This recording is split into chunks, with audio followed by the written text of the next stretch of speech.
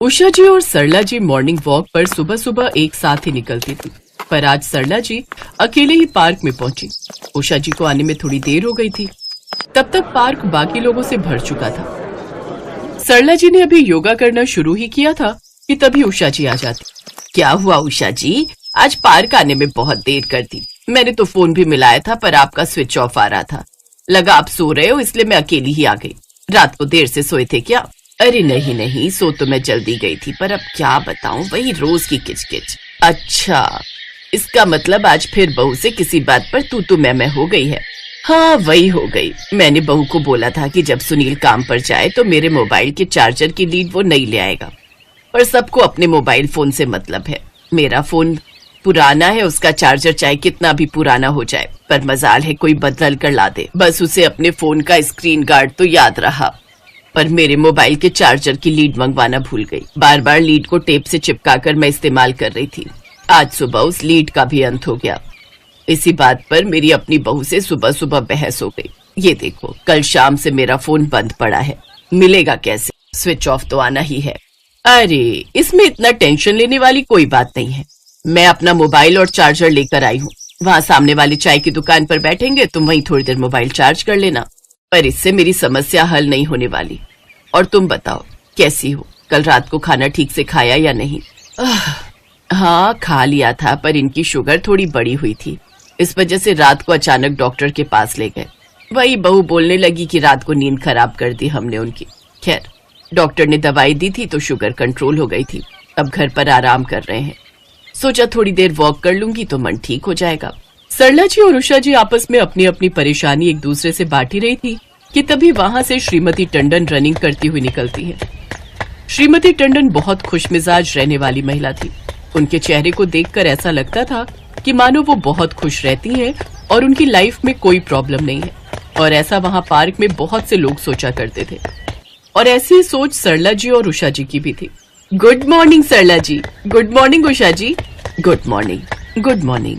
क्या बात है, आज तो बड़ा रूखा रूखा गुड मॉर्निंग किया है आप दोनों ने। सब ठीक तो है ना? हाँ हाँ सब ठीक है, बस ऐसे ही बातें कर रहे थे। ओह अच्छा अच्छा, चलो मैं वहाँ जॉगिंग करती हूँ, आप दोनों भी आ जाओ। श्रीमती टंडन जॉगिंग करने के लिए चली जाती हैं। उनके जाने के बाद सरला जी और उषा जी आपस में बातें करने लगती हैं, जिनमें एक और लेडी आकर शामिल हो जाती है। कुछ भी कहो, श्रीमती टंडन को देखकर ऐसा लगता है कि इन्हें तो कोई तकलीफ ही नहीं है, पर एक खामी है हमारे घर में, तो जब देखो किसी न किसी बात को लेकर पंचायत चलती रहती है। सुबह ही मेरी जेठानी के साथ मेरा झगड़ा हो गया। आंटी जी, मेरे बेटे के नंबर थोड़े ज्यादा क्या आ गए। मुझसे कहती है कि वो घर का काम नहीं करेगी, उसका बेटा पढ़ता नहीं है क्योंकि वो घर के कामों में लगी रहती है। अरे अब कोई उसे समझाए कि घर के काम तो मैं भी करती हूँ, मेरा बेटा तो फिर भी अच्छे नंबर लेकर आया है। ये सब बहाना है घर के कामों से जी चुराने का। मैंने भी फैसला कर लिया है कि अब हम दोनों देवरानी जेठानी अलग हो जाएंगे और सुकून की जिंदगी जिएंगे। हाँ और क्या, सही है, जब आपस में नहीं बन रही तो अलग हो जाओ। श्रीमती टंडन, सच में मुझे भी उनको देखकर कुछ ऐसा ही लगता है कि वो सचमुच बहुत बढ़िया जिंदगी जी रही हैं। प्रॉब्लम तो मुझे नहीं लगता कि उनकी लाइफ में कहीं से कहीं तक होगी। हाँ सच में, हम तो इतनी उम्र हो गई बेटा, इस उम्र में भी परेशानियां, झगड़ा, रोज के कलेश हमारा पीछा नहीं छोड़ते। तुम्हारी जितनी ही उम्र की मेरी बहू है, और देख लो कितना लड़ती है मुझसे। सरला जी को ही ले लो, उनकी बहू कौन सा इनको छोड़ती है। कल रात को बता रही है कि कितनी लड़ाई की। और हम दोनों देवरानी जेठानी शहर में, बड़ों का बीच में होना बहुत जरूरी है। खैर, अब तो हमने फैसला कर लिया है, वो गांव से आए ना आए, हम दोनों देवरानी जेठानी अलग होकर रहेंगे। अच्छा आंटी जी, मैं चलती हूँ, मेरे पति ने ऑफिस जाना है, मुझे उनका नाश्ता रेडी करना है। बच्चों को स्कूल से छोड़कर सीधा यहाँ पार्क में आ गई थी। हाँ हाँ, हम भी बस जा ही रहे हैं। चलो उषा, सामने चाय की दुकान से थोड़ी चाय भी पी लेंगे और तुम्हारा फोन भी चार्ज हो जाएगा। उसके बाद सरला जी और उषा जी दोनों पार्क के सामने बनी एक चाय की दुकान पर बैठ जाती हैं। तभी तेज बारिश आनी शुरू हो जाती है। अरे बारिश बहुत तेज हो गई, कोई ऑटो लेना पड़ेगा। एक काम करते हैं, एक ही ऑटो कर लेंगे, दोनों अलग अलग कहाँ जाएंगे। हाँ ठीक है, पर ऑटो मिले तो सही। सरला जी और उषा जी ऑटो ढूंढ रही थी, पर उन्हें ऑटो कहीं नहीं मिला। अचानक एक कार उनके साथ में आकर रुकती है। कार को एक ड्राइवर चला रहा था, जिसकी पिछली सीट पर श्रीमती टंडन बैठी थी। सरला जी, उषा जी, आइए मेरी गाड़ी में बैठ जाइए, मैं आपको घर तक छोड़ देती हूँ। मैं घर ही जा रही हूँ, बारिश बहुत तेज है, अभी सड़कों पर पानी भर जाएगा तो आपका जाना मुश्किल हो जाएगा। कैसे करें, या तो बैठ ही जाते हैं। मुझे नहीं लगता कि हमें कोई ऑटो या रिक्शा मिलेगा। हाँ जी ठीक है, ऐसा ही करना पड़ेगा, और कोई साधन दिखाई नहीं दे रहा।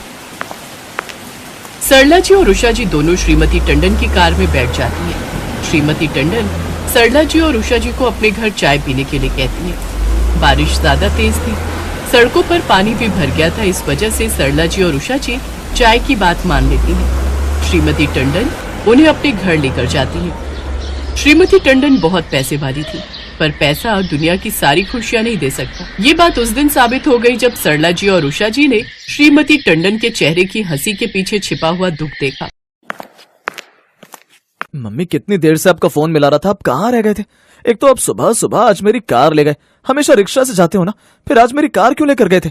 आपको पता था कि मुझे ऑफिस टाइम पर जाना था, ऊपर से आपको पता है ना मैं पापा को बिल्कुल भी नहीं संभाल सकता, मेरे पास इतना टाइम नहीं होता, मुझे अपने भी बहुत से काम होते हैं।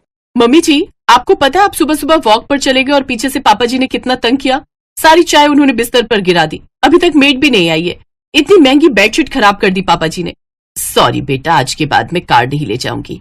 बाकी टेंशन मत लो, मैं अभी देखती हूँ। आज मेरे साथ 2 मेहमान आई हैं, थोड़ा धीरे बोलो वरना वो सब सुन लेंगी। सरला जी और उषा जी श्रीमती टंडन और उनके बहू बेटे की सारी बातें सुन चुकी थी। श्रीमती टंडन एक व्हीलचेयर लेकर एक छोटे से कमरे में जाती है। सरला जी और उषा जी श्रीमती टंडन के पीछे पीछे उसी कमरे में पहुंच जाती हैं। ये मेरे पति हैं, मिस्टर टंडन। कुछ साल पहले एक एक्सीडेंट में इनकी दोनों टांगें खराब हो गई थी, तब से ये चल फिर नहीं पाते। डॉक्टर का कहना है कि उम्र के साथ साथ इनका शरीर बहुत कमजोर हो गया है, इसलिए ये कभी चल नहीं पाएंगे। उमा तुम फिर अपनी आंखों में आंसू लाई। मेरी उमा हमेशा हंसती हुई अच्छी लगती है। सॉरी उमा, हाथ से चाय का प्याला फिसल गया, बिस्तर पर सारी चाय गिर गई। कोई बात नहीं, देखिए ये मेरी सहेलियां हैं, मैं जब मॉर्निंग वॉक के लिए जाती हूँ ये दोनों वहीं मेरे साथ होती हैं। ये है सरला जी और ये है उषा जी। मैं हम सबके लिए चाय बनाकर लाती हूँ, उसके बाद मैं आपको बाहर वॉक पर ले जाऊंगी। उस दिन सरला जी और उषा जी को एहसास हुआ कि हर हंसते हुए चेहरे के पीछे क्या दुख छिपा है, ये कोई नहीं पहचान सकता, पर हर हाल में खुश रहना संभव हो सकता है। ये बात श्रीमती टंडन को देखकर सरला जी और उषा जी को समझ में आ गई थी। उसी दिन उषा जी अपने लिए एक फोन की दुकान से नया चार्जर और नई लीड खरीद कर लेकर जाती है। इधर सरला जी ने भी अपने बेटा बहू से किसी बात की आस करना छोड़ दिया। वे खुद ही अपने पति का ख्याल रखने लगी ताकि किसी को कोई तकलीफ ना हो, और बस छोटे छोटे झगड़े अपने आप खत्म हो गए, क्योंकि उम्मीदें खत्म हो गई थी।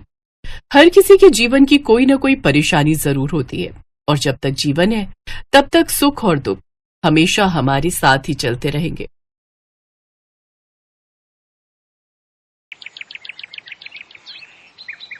बेटा आरती, ये है तेरी सबसे बड़ी जेठानी पायल, ये दूसरी वाली दामिनी और ये तीसरी है, इसका नाम त्रिशा है, और चौथी अब तू आ गई। बेटी आज से यही तेरी दुख सुख की साथी हैं, यही तेरा भरा पूरा परिवार है।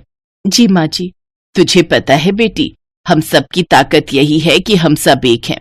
इस पूरे मोहल्ले में सबसे बड़ा परिवार हमारा ही है।